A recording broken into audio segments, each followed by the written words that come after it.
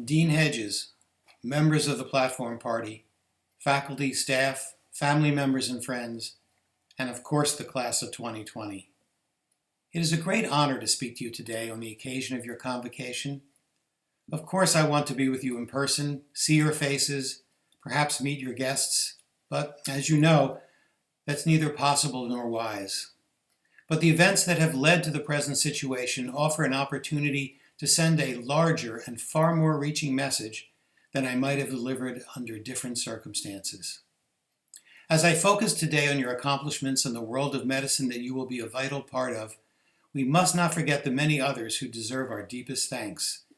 The school's leaders, teachers, and staff, and those who have supported you along the way, families, spouses, partners, and friends. I have many thoughts as I address you. You have accepted the challenge of caring for others, and nothing illustrates this more vividly than the health profession's response to the COVID-19 pandemic.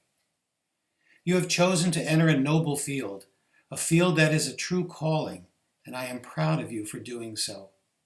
And as you go forward, your diversity is a powerful representation of society's hopes, dreams, needs, and capabilities. It is such a privilege for me to share the glow of your real accomplishment. My talk today is tempered by the realization that beginning immediately after I finish, and lasting a lifetime, no one will remember who the convocation speaker was. But I am reminded of something attributed to Maya Angelou. She said, "I've learned that people will forget what you said, people will forget what you did, but people will never forget how you made them feel." So I aspire today to express a message that you will feel throughout your career, and that is the importance of remembering the suffering of those who seek your professional help.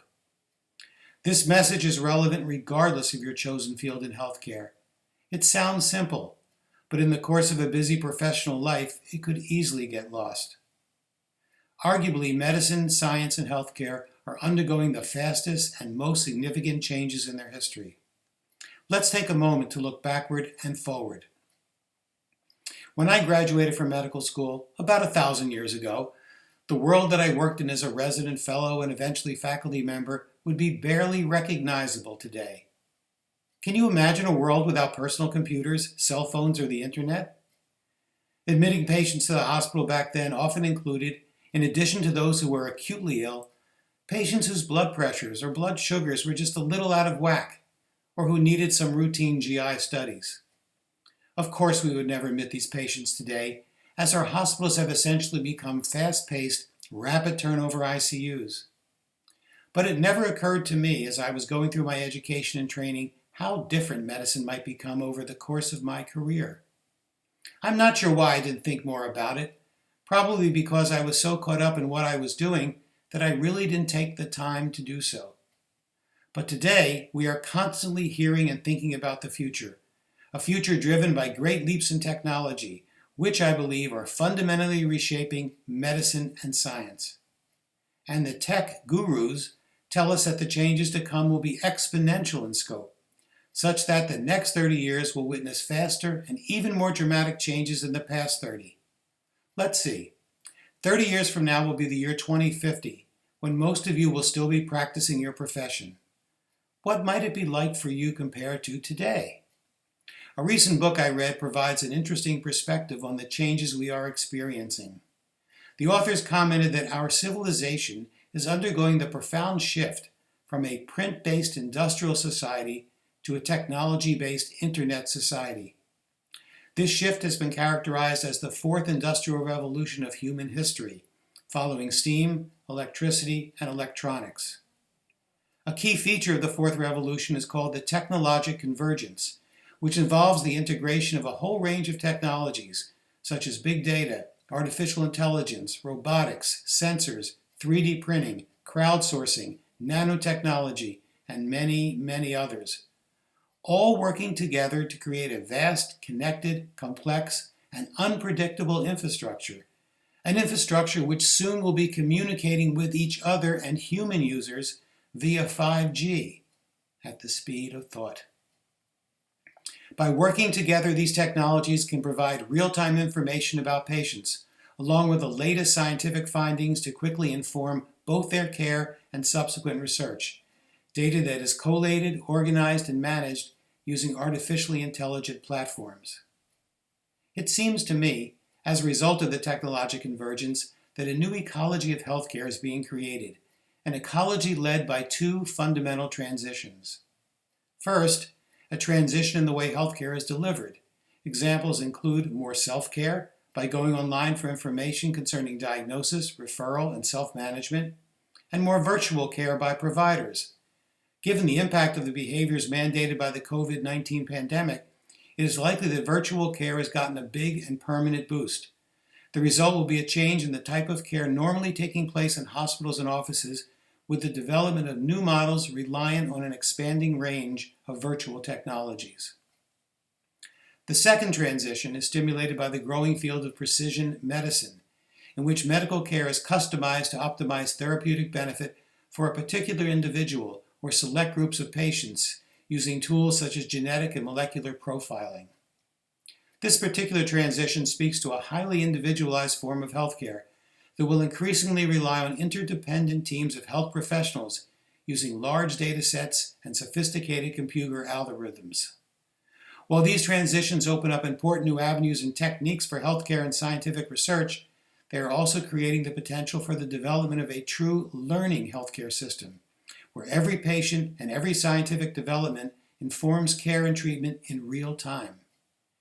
So it is clear that the fourth industrial revolution is bringing deep changes to the role and scope of the health professions, as well as the directions of scientific research. These changes, I believe, make my theme today, remembering the suffering of those who seek your professional help, even more essential for the healthcare of the future. Of course, there are other important forces that will impact healthcare, such as the changing medical marketplace and various social, environmental, and political developments.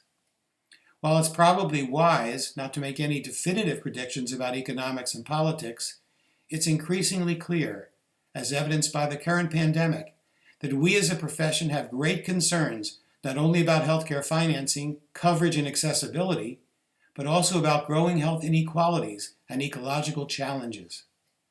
I hope members of this graduating class will play a role in leading needed systematic changes. In effect, a new paradigm for healthcare is being created, something that would amaze and certainly disorient the historical greats of medicine, from Hippocrates to Osler. And this new paradigm, in my opinion, demands that we become expert at some new skills and even more accomplished at some old ones. Let's look at some of the newer skills. First, the ability to become an effective curator of medical information. By curator, I mean the ability to select and organize information so as to present professional and expert knowledge. Because the amount of medical information out there is enormous and widely available, it needs both the understanding and interpretation of a knowledgeable health provider. An essential skill for the 21st century clinician is the ability to fully comprehend and determine what information is trusted and accurate. Second, sophisticated mathematical, mainly statistical skills will be necessary to understand and then communicate to patients the meaning of probabilities generated by computer algorithms. Analyses by smart computers of hundreds or potentially thousands of data points for a single patient, including not just blood tests and imaging, but also information coming directly from the patient's bodies using wearables and inside-ables, will produce a series of probabilities. For example, the algorithm might conclude that the patient has an 81% chance of having disease X, or a 66% chance of responding to treatment Y. In other words, healthcare providers must be proficient in understanding the implications of these probabilities, and then explaining them to patients in a personalized and meaningful way. The third new skill is learning how best to work with machines. As pointed out in a prescient book, machines and systems will work alongside tomorrow's professionals as partners, and clinicians will need to be skilled in managing and collaborating with these ever-evolving machines. And fourth, physicians must become adept in the oversight of delegated responsibilities within newly designed multi-professional healthcare teams, as patient care becomes more complex and specialized. Now, these 4 challenges may sound daunting, but I want to assure you that you will be prepared because of your already demonstrated abilities in self-learning and technologic adoption. So let's not lose sight of this most important observation. You have the privilege of working in the most exciting time in the history of medicine and science. Let me repeat that. The most exciting time in the history of medicine and science. Why do I say this? Science will further unlock the mysteries of biology with new insights into disease and aging. Researchers will investigate areas that were unimaginable just a few years ago. Highly effective and individualized therapies on an unprecedented scale will become available, with the result of enhancing health and well-being. I also believe that solutions will be found to ameliorate the insidious problem of health disparities, perhaps on a global scale, using new and affordable technologies. But you will recall, I also mentioned the need for expertise not just in some new skills, but also in some old ones. It's very common at ceremonies and graduations to talk about health professionals' duties to their patients. We affirm that we will do our best to provide our patients with honest and appropriate care, and above all, do no harm. But there are 2 other duties I want you to consider. The first duty is to always remember that patients are your most important teachers. Beyond the medical literature, colleagues, grand rounds, artificial intelligence, or the growing virtual world of knowledge. It is through learning from patients that you become the best clinicians you can be. Because of this, every working day, you owe each and every patient your gratitude and respect.